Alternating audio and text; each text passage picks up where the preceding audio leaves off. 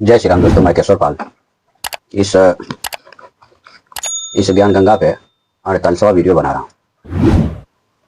हमने अभी तक आपको 47 वीडियो बना कर दिया और आपको पूरे समझाने का प्रयास किया कि यह ज्ञान गंगा नहीं है बल्कि इसमें ज्ञान गंगा है और यह जहरीली किताब है जो हमें भगवान से दूर करती है और एक राक्षस के नज़दीक ले जाती है।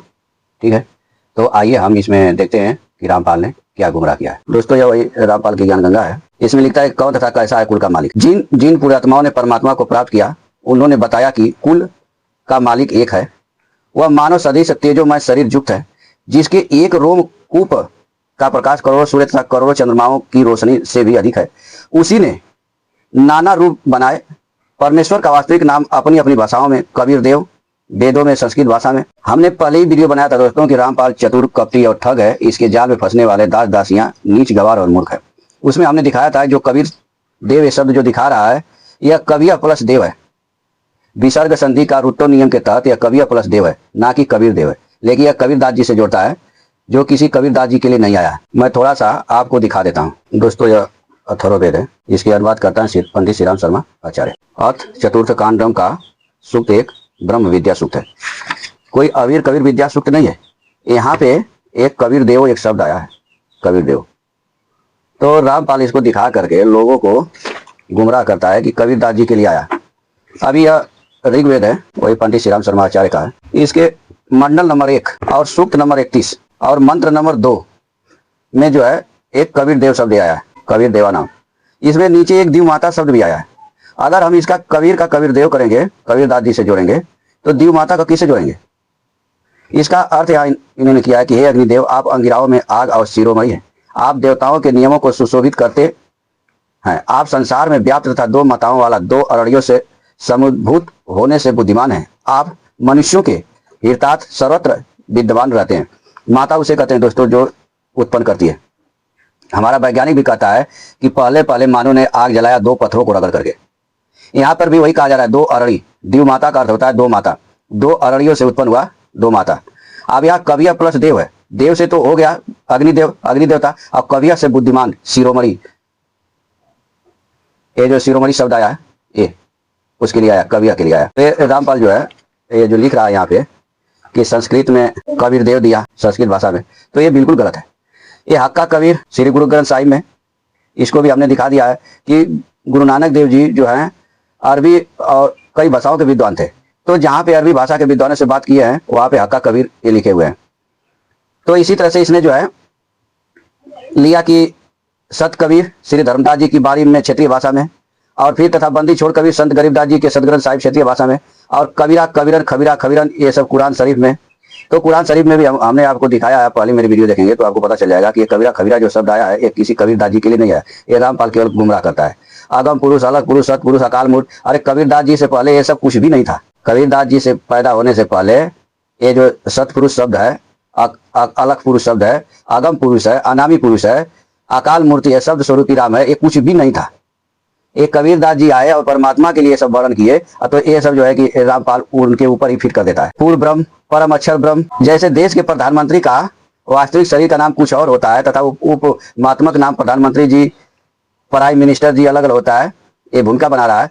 जैसे भारत देश का प्रधानमंत्री जी अपने पास गृह विभाग रख लेता है। जब वह उस विभाग के दस्तावेजों पर हस्ताक्षर करता है तो वहाँ गृह मंत्री की भूमिका करता है तथा अपना पद भी गृह मंत्री लिखता है। हस्ताक्षर वही होते हैं। इसी प्रकार ईश्वरीय सत्ता को समझना है। तो दोस्तों, किसी भी सदग्रंथ में कबीरदास जी का नाम परमात्मा के रूप में नहीं है। आप हमारी पहली वीडियो देखेंगे आपको पता चल जाएगा। अब यहाँ लिखता है रामपाल कि आप वो विचार करें। जैसे कोई अंधा अन्य अंधों में अपने आप को आंखों वाला सिद्ध किए बैठा हो और कहता है कि रात्रि में चंद्रमा की रोशनी बहुत सुहावनी, मन भावनी होती है, मैं देखता हूँ। अन्य अंधे शिष्यों ने पूछा कि गुरु जी चंद्रमा कैसा होता है? चतुर अंधे ने उत्तर दिया कि चंद्रमा तो निराकार है, वह दिखाई थोड़ा ही दे सकता है। कोई कहे सूर्य निराकार है, वह दिखाई नहीं देता। रवि स्व प्रकाशित है इसलिए उसका केवल प्रकाश दिखाई देता है। गुरु जी के बताए अनुसार सिर्फ अढ़ाई घंटे सुबह शाम आकाश में देखते हैं परंतु कुछ दिखाई नहीं देता। स्वयं ही विचार विमर्श करते हैं कि गुरु जी ने तो सही कहा रहे हैं कि हमारी साधना पूरी 2.5 घंटे सुबह शाम नहीं हो पाती, इसलिए हमें सूर्य तथा चंद्रमा का प्रकाश दिखाई नहीं दे रहा है। चतुर गुरु जी की व्याख्या पर आधारित होकर उस चतुर अंधे की ज्ञानहीन व्याख्या के प्रचारक करोड़ों अंधे ज्ञानहीन हो चुके हैं। फिर उन्हें आंखों वाला तत्वदर्शी संत, यानी रामपाल अपने को लिख रहा है कि तत्वदर्शी संत, बताया कि सूर्य आकार में है और उसी से प्रकाश निकल रहा है। इस प्रकार चंद्रमा से प्रकाश निकल रहा है। नेत्रहीनों, चंद्रमा के बिना रात्रि में प्रकाश कैसे हो सकता है? जैसे कोई कहे कि ट्यूबलाइट देखी, फिर कोई पूछे कि ट्यूब कैसी होती है, जिसकी आपने रोशनी देखी है, उत्तर मिले कि ट्यूब तो निराकार होने के कारण दिखाई नहीं देती, केवल प्रकाश देखा जा सकता है। विचार करें, ट्यूब बिना प्रकाश कैसा है?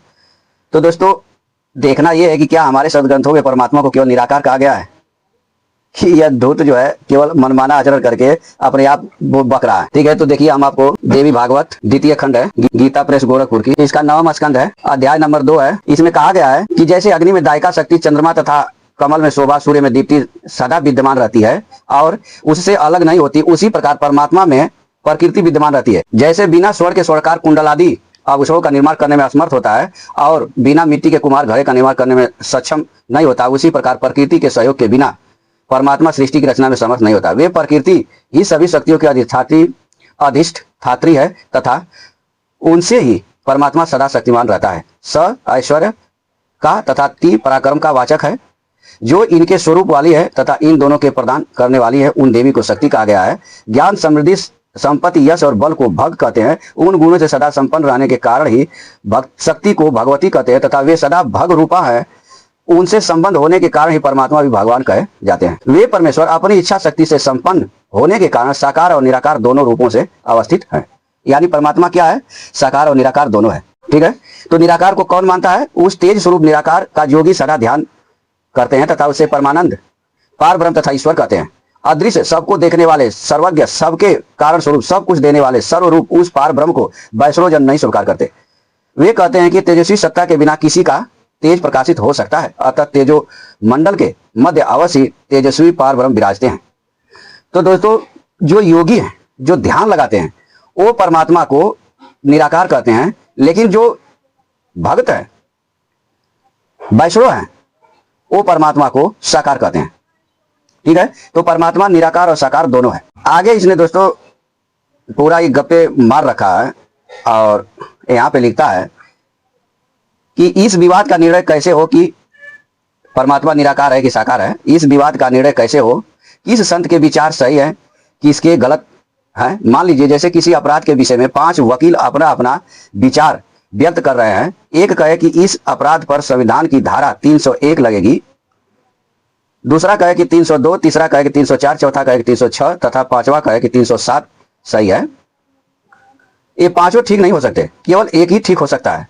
यदि उसकी व्याख्या अपने देश के पवित्र संविधान से मिलती है, यदि उसकी व्याख्या भी संविधान के विपरीत है, तो पांचों वकील गलत हैं। इसका निर्णय देश का पवित्र संविधान करेगा, जो सर्व को मान्य होता है।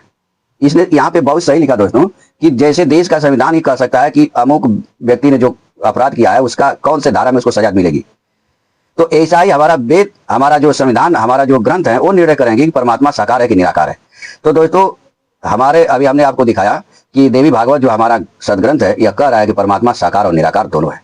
इस प्रकार भिन्न भिन्न विचारधाराओं तथा साधनों में ऐसे कौन सी शास्त्र अनुकूल है या कौन सी शास्त्र विरुद्ध है, इसका निर्णय पवित्र सदग्रंथ ही करेंगे, जो सर्व को मान्य होना चाहिए। यही प्रमाण पवित्र श्रीमद् भागवत गीता अध्याय 16 श्लोक 23-24 का यह हवाला लिया कि यह यहाँ पे कहा गया है कि जो शास्त्र विधि को त्याग कर मनमाना आचरण करता है, उसको न गति होती है न उसको सुख मिलता है। ठीक है, तो हम जो है अभी 16 के 23-24 को देखते हैं कि उसमें क्या कहा गया है। शास्त्र क्या, हमारा गीता शास्त्र क्या कहता है। यह श्रीमद् भागवत गीता अध्याय 16 श्लोक 23 है। इसका अनुवाद इधर है। भगवान कहते हैं, जो मनुष्य शास्त्र विधि को छोड़कर अपनी इच्छा से मनमाना आचरण करता है, वह न सिद्धि अंतःकरण की शुद्धि को और न सुख शांति को ही और न परम गति को ही प्राप्त होता है।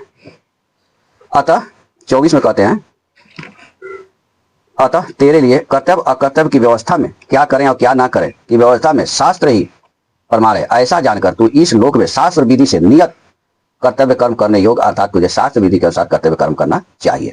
अब हमारा गीता क्या कहता है दोस्तों, आगे हम थोड़ा सा आगे से पढ़ लेंगे। हम यहीं से पढ़ लेते हैं। इसी अध्याय का 20वां श्लोक है। हमारा गीता कहती है, हे कुंती नंदन, वे मूढ़ मनुष्य मुझे प्राप्त न करके ही जन्म जन्मांतर में असुरी जोनियों में प्राप्त होते हैं फिर उनसे भी अधिक अधम गति अर्थात भयंकर नरकों में चले जाते हैं। अब नरकों में क्यों चले जाते हैं? भगवान श्री कृष्ण गीता को न प्राप्त कर, गीता ज्ञानदाता भगवान श्री कृष्ण को न प्राप्त करके लोग नरकों में चले जाते हैं। अब रामपाल और इसके चेले क्या गीता ज्ञानदाता भगवान श्री कृष्ण को प्राप्त होना चाहते हैं? नहीं। तो ये शास्त्र के विरुद्ध तो ये कार्य करते हैं और दूसरे को उड़ाना देते हैं कि तुम शास्त्र के विरुद्ध करते हो। आगे भगवान ने कहा कि काम, क्रोध और लोभ ये 3 प्रकार के नरक के दरवाजे जीवात्मा का पतन करने वाला है, इसलिए इन तीनों का त्याग कर देना चाहिए। हे कुंती नंदन, इन नरक के तीनों दरवाजे से रहित हुआ जो मनुष्य अपने कल्याण का आचरण करता है वह उससे परम गति को प्राप्त हो जाता है। तब भगवान ने यहाँ 23वां में कहा था साथियों कि जो मनुष्य शास्त्र विधि को छोड़कर अपनी इच्छा से मनमाना आचरण करता है वह न सिद्धि अंतःकरण की शुद्धि को और न सुख शांति को और न परम गति को ही प्राप्त होता है। तब भगवान ने 23वां में इसको कहा था। ठीक है, तो रामपाल और इसके चेले जो है गीता ज्ञानदाता को तो बचते नहीं, तो नरक में तो ये जाएंगे, लेकिन दूसरे को कहते हैं कि वो नरक में जाएगा।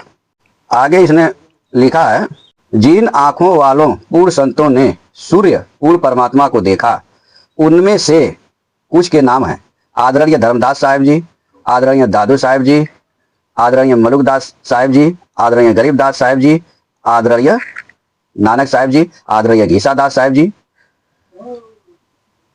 तो दोस्तों इसके बारे में फिर आगे लिखता है, यानी इन संतों ने परमात्मा को देखा। इनका समय काल क्या है? आज के 400 वर्ष पहले। तो 400 वर्ष से पहले क्या किसी ने परमात्मा को देखा ही नहीं? 400 वर्ष से पहले किसी ने नहीं देखा और 400 वर्ष के बाद ये लोग जो है कि परमात्मा को केवल देखे। और वास्तव में दोस्तों इन लोगों ने कोई नहीं परमात्मा को, कबीर को परमात्मा कहा है, इसमें से कोई नहीं। मैं इस पर वीडियो बनाऊंगा अलग से। फिर ये लिखता है, और स्वयं रामपाल दास को भी कबीर नामक परमात्मा मिला। इसने भी जो है बताया कि इसको संवत 2054 फागुन शुक्ल मास 1 को दिन में 10 बजे मार्च 1997 में इसको कवि परमात्मा मिला और सार शब्द की वास्तविकता देकर अंतर ध्यान हो गया। अब इन लोगों को जो मिलने वाला परमात्मा है, ये वाले इन लोगों को, तो इन लोगों को मिल करके परमात्मा इन लोगों को ले गया, सतलोक दिखाया और 3 दिन तक बेहोश रखा। इसी में लिखा है, मैं भी आपको दिखाता हूँ। यह लिखता है कि आदरणीय धर्मदास साहिब जी बांधवगढ़ मध्य प्रदेश वाले, जिनको परमात्मा जिंदा महात्मा के रूप में मथुरा में मिले, सतलोक दिखाया। वहां सतलोक में 2 रूप दिखाकर जिंदा वाले रूप में पूर्ण परमात्मा वाले सिंहासन पर विराजमान हो गए तथा आदरणीय धर्मदास साहिब जी को कहा कि मैं ही काशी बनारस में नीरू नीमा के घर गया हुआ हूँ, वहाँ धारक जुलाहे का कार्य करता हूँ। आदरणीय श्री रामानंद जी मेरे गुरु जी हैं। यह कहकर श्री धर्मदास जी की आत्मा को वापिस शरीर में भेज दिया। श्री धर्मदास जी का शरीर 2 दिन बेहोश रहा। तीसरे दिन होश में आया तो काशी में खोज करने पर पाया कि यही काशी में आया धारक ही पूर्ण परमात्मा सतपुरुष है। तो दोस्तों यहाँ धर्मदास जी को मिले और ले गए तो 3 दिन तक इनको बेहोश रखा, और रामपाल को मिला वही परमात्मा, तो तुरंत आया और 7 शब्द का वास्तविकता बताकर अंतर ध्यान हो गया। तो दोनों में अंतर है। तो फिर हम थोड़ा देख लेते हैं, जो निर्गुण सदगुण की बात किया है कि हमारे निराकार कहते हैं, हमारे जो है कि सदग्रंथों में निराकार लिखा हुआ है। ये देखिए रामचरितमानस है, बालकांड दोहा नंबर 115। कहते हैं कि सगुण ही अगुण ही नहीं कछु भेदा, गावा ही मुनि पुराण बुध वेदा, अगुण अरूप अलख अज जोई, भगत प्रेम बस सगुण सो होई। सगुण और निर्गुण में कुछ भी भेद नहीं है। मुनि पुराण पंडित और वेद सभी ऐसा कहते हैं। जो निर्गुण अरूप निराकार अलख अव्यक्त और अजन्मा, वही भक्तों के प्रेम बस सगुण हो जाता है। यानी जो निराकार परमात्मा है, अजन्मा है, जो जन्म नहीं लेता, जब भगत उसको पुकारता है तो वही सगुण हो जाता है, वही सामने प्रकट हो जाता है। जो गुण रहित सगुण सोई कैसे, जल हिम उपल विलग नहीं जैसे, जासु नाम ब्रह्म तिमिर पतंगा, ते किमि कहियम विमोह प्रसंगा। जो निर्गुण है वही सगुण कैसे है, जैसे जल और ओले में भेद नहीं होता, दोनों जल ही है। ऐसे ही निर्गुण और सगुण एक ही है। जिसका नाम ब्रह्म रूपी अंधकार के मिटाने के लिए सूर्य है, उसके लिए मोह का प्रसंग भी कैसे कहा जा सकता है। राम सचितानंद दिनेशा नहीं तमो निशा लवलेशा, सहज प्रकाश रूप भगवाना नहीं पुण्य विज्ञान विहाना। श्री रामचंद्र जी सचितानंद घन स्वरूप सूर्य हैं, वहां मोह रूपी रात्रि का लवलेश भी नहीं है। वे स्वभाव से ही प्रकाश रूप और खष्ट ऐश्वर्य युक्त भगवान हैं। वहां तो विज्ञान रूपी प्रातः काल भी नहीं होता। अज्ञान रूपी रात्रि को हो तब तो विज्ञान रूपी प्रातः काल हो। भगवान तो नित्य ज्ञान स्वरूप है। यानी यह जो है कि निर्गुण सदगुण की बात कौन करता है, उसके लिए यहाँ पे कहा गया है, देखिए दोहा नंबर 114 है कि जो मोह रूपी पिशाच के द्वारा ग्रस्त है, पाखंडी है, भगवान के चरणों से विमुख है और जो झूठ सच कुछ भी नहीं जानते, ऐसे अधम मनुष्य इस तरह कहते सुनते हैं कि परमात्मा निराकार है, साकार है। जो अज्ञानी मूर्ख, अंधे और भाग्यहीन है और जिनके मन रूपी दर्पण पर विषय रूपी काई जमी हुई है, जो व्यभिचारी छली बड़े कुटिल है ये रामपाल जैसे छल करने में, और जिन्होंने कभी स्वप्न में भी संत समाज के दर्शन नहीं किए और जिन्हें अपनी लाभ हानि नहीं सोचती, वे ही ऐसी वेद विरुद्ध बातें कहा करते हैं। जिनका हृदय रूपी दर्पण मैला है और जो नेत्र से हीन है, वे बेचारे श्री रामचंद्र जी का रूप कैसे देखें, भगवान का रूप कैसे देख सकते हैं जिनका हृदय रूपी दर्पण पर मैल जमा हुआ है। जिन्होंने निर्गुण सगुण का कुछ भी विवेक नहीं है, जो अनेक मनगढ़ंत बातें बका करते हैं, जो श्री हरि की माया के वश में होकर जगत में जन्म मृत्यु के चक्कर में भ्रमते हैं फिरते हैं, उनके लिए कुछ भी कर डालना असंभव नहीं है। जिन्हें वायु रोग सन्निपात्र हो गया हो, जो भूत के बस हो गए हैं और जो नशे में चूर है, ऐसे लोग विचार कर वचन नहीं बोलते। जिन्होंने महामोह रूपी मदिरा पी रखी है, उनके कहने पर कान न देना चाहिए। अपने हृदय में ऐसा विचार कर संदेह छोड़ दो और श्री रामचंद्र जी के चरणों को भजो। हे पार्वती, ब्रह्म रूपी अंधकार के नाश करने के लिए सूर्य की किरणों के समान मेरे वचन सुनो। तब यहाँ पर उन्होंने बताया कि निर्गुण सदगुण में कोई भेद नहीं है। रामपाल क्या लिखता है कि कहते हैं कि परमात्मा इनका निर्गुण है, दुष्ट कहीं का। दोस्तों इसकी एक और कालाबाजी देखिए। एक सदग्रंथ श्री सदगुरु ग्रंथ साहिब है, लोकनाथ पब्लिकेशन से प्रकाशित है। इसमें गरीबदास जी मंगलाचरण में लिख रहे हैं कि निराकार निर्विषम काल जाल भय भंजनम, निराकार। और रामपाल इसको क्या लिख रहा है, ये देखिए, ये उसका जो है अर्थात भक्ति बोध है। ये लिख रहा है कि नराकार निर्विषम, नराकार लिख रहा है, यहाँ पे क्या लिखा हुआ है, निराकार। लेकिन यह दुष्ट जो है कहता है कि इसका परमात्मा सतलोक में सशरीर बैठा हुआ है, तो यहाँ पे उसको सिद्ध करने के लिए नराकार लिख दिया, यानी बदल दिया, वाणी को ही बदल दिया। फिर आगे इसकी एक कलाबाजी दिखा देते हैं।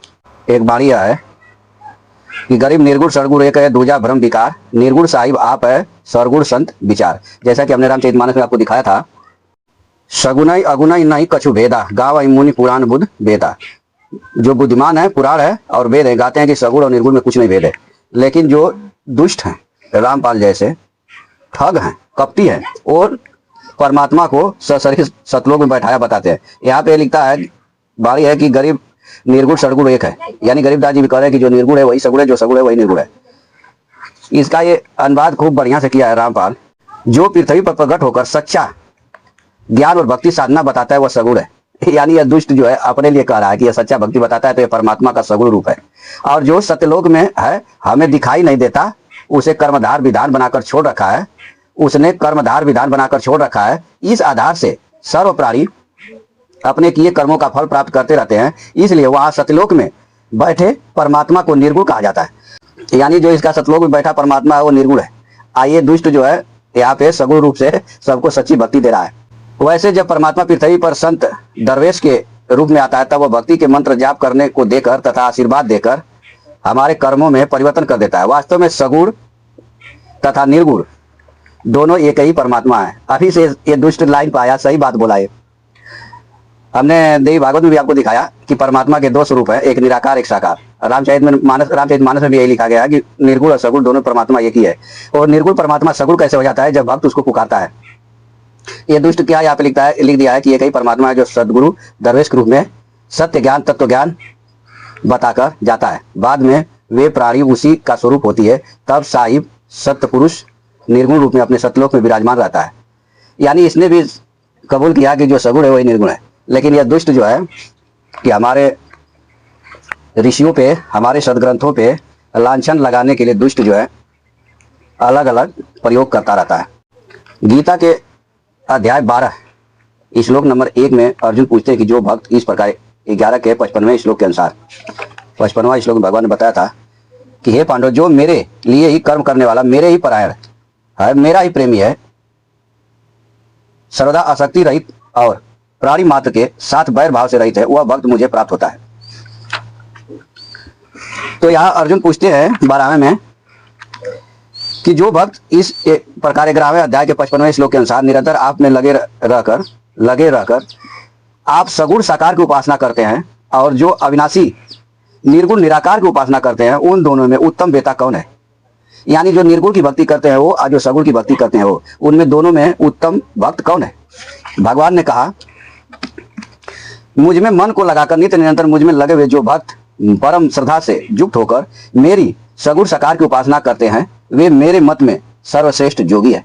आगे भगवान ने कहा, और जो अपने इंद्रिय समूह को भली भांति बस में करके चिंतन में न आने वाला, सब जगह परिपूर्ण, देखने में न आने वाले, निर्विकार, अचल, ध्रुव, अक्षर और अभिव्यक्त, अक्षर और अव्यक्त की तत्परता से उपासना करते हैं, वे प्राणी के हित में प्रीति रखने वाले और सब जगह समबुद्धि वाले मनुष्य मुझे ही प्राप्त होते हैं। यानी जो निराकार की भक्ति करते हैं वो और जो साकार की भक्ति करते हैं वो दोनों परमात्मा को ही प्राप्त होते हैं। ठीक है, तो दोस्तों आपने इस वीडियो में देख ही लिया होगा कि रामपाल जो है कैसे गुमराह किया है। वीडियो लंबी हो गई है, इस वीडियो को आज यही रोकते हैं, फिर मिलेंगे नेक्स्ट वीडियो में। तब तक के लिए जय सीताराम।